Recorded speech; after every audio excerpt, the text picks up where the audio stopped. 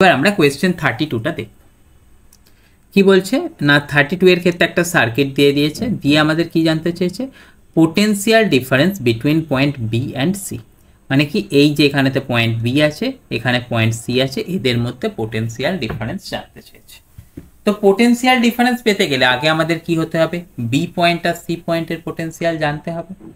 তো সেটা যদি আমরা আগে বের করে নিতে পারি, তাদেরকে আমরা সাবট্রাক্ট করে দিলে আমরা কি পেয়ে যাব, পোটেনশিয়াল অফ ভিপিসি।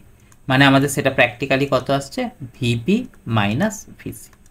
তো আগে চলো আমরা ভিবিটাকে বের করে নিই। তার জন্য আমাদের কি আছে না, ওপরের দিকে কি দিয়ে দেওয়া আছে, ক্যাপাসিটার। এখানে কি দিয়ে দেওয়া আছে, ডিসি সার্কিট। তাহলে আফটার অ্যাট যদি আমরা কি বলি, at T equal to infinity, আমাদের কি করবে, capacitor acts as open circuit, capacitor act as open circuit হলো। তাহলে আমাদের ওপরের দিকেতে সার্কিটটা থাকবে না, প্র্যাকটিক্যালি সার্কিটটা আমাদের কীরকম দাঁড়িয়ে যাবে না, এই 1 কিলো ওহম, এই 2 কিলো ওহম, এখানেতে কত আসছে, এই 3 কিলো ওহম, সেখানটাতে কত আসছে, এই ব্যাটারি, এটার মধ্যে এটার ভ্যালু আসছে কত, 1 কিলো ওহম, এটা আসছে কত, 2 কিলো ওহম, এটা আসছে কত, 3 কিলো ওহম।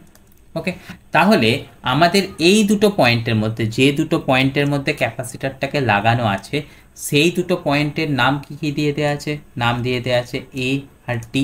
এ আর ডি এর মধ্যে আমাদের পোটেনশিয়াল কত চলে আসছে না, এ আর ডি এর মধ্যে পোটেনশিয়াল চলে আসছে, সেটা হচ্ছে কি ওই দুটো রেজিস্ট্যান্স, তার ভ্যালু কত 3 ডিভাইডেড বাই টোটাল রেজিস্ট্যান্স মানে 1 + 2 + 3 মানে 6 into applied voltage. Applied voltage কত ছিল 3, তাহলে সেখান থেকে আমরা কত পেয়ে গেলাম, এ থেকে ডি এর মধ্যে পোটেনশিয়াল পেয়ে গেলাম কত, 1.5 ভোল্ট।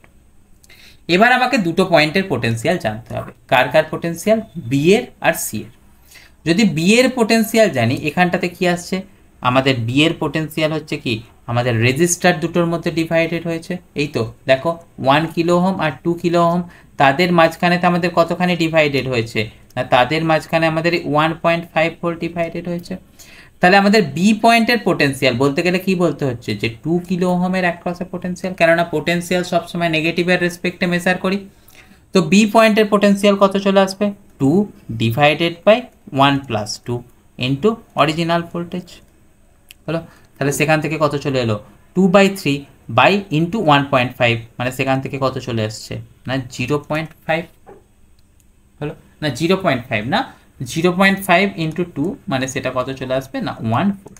তাহলে বি পয়েন্টের পোটেনশিয়াল পেয়ে গেলাম কত, 1 ভোল্ট। এবারে সেই সেম ভোল্টেজটাই দুটো ক্যাপাসিটারের মধ্যেও ডিভাইড হয়েছে।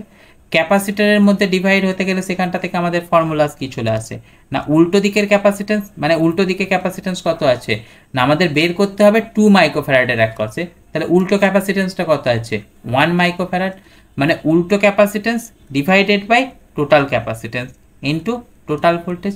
তাহলে সেখান থেকে ভ্যালুস কত চলে আসছে, 0.5 ভোল্ট। তাহলে ভিবি আর ভিসি পেয়ে গেলাম কত, ভিবি পেলাম 1, ভিসি পেলাম 0.5। তাহলে সেখান থেকে ভ্যালুস কত চলে আসছে, 1 মাইনাস 0.5, মানে পোটেনশিয়াল ডিফারেন্স কত চলে এলো, 0.5 ভোল্ট, যেটা কিনা আমাদের অপশান বিতে দেওয়া আছে। তাই 32 কারেক্ট অ্যান্সার হিসাবে আমরা ট্রিট করে নেব অপশান বি।